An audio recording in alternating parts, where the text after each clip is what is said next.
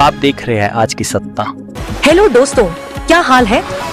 तारीख आज 13 अक्टूबर 2025, दिन सोमवार, हिंदी तिथि सप्तमी। और आइए अब बात करते हैं आज के मुख्य समाचार में देश भर की तमाम बड़ी खबरों पर नजर डालते हैं।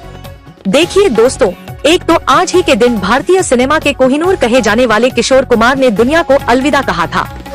13 अक्टूबर 1987 को अभिनेता और गायक किशोर कुमार का निधन हुआ था।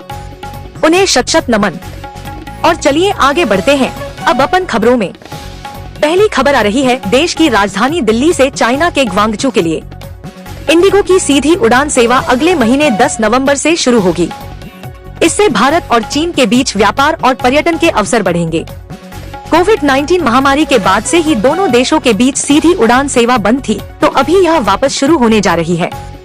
और अगला अपडेट देखिए, अनुकंपा नियुक्ति पर मध्य प्रदेश हाईकोर्ट ने एक अहम फैसला सुनाया।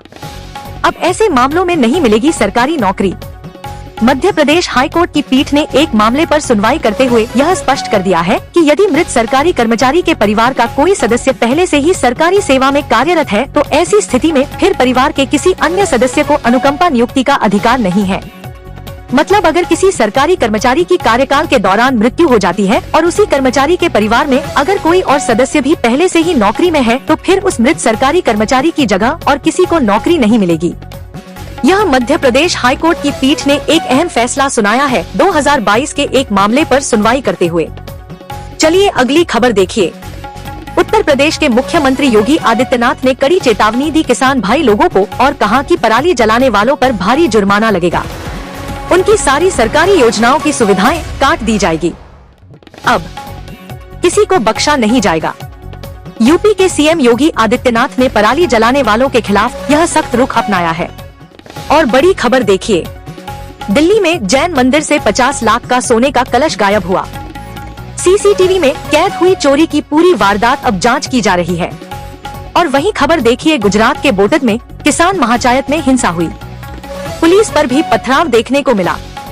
3 जवान घायल हो गए, 20 लोगों को हिरासत में लिया गया।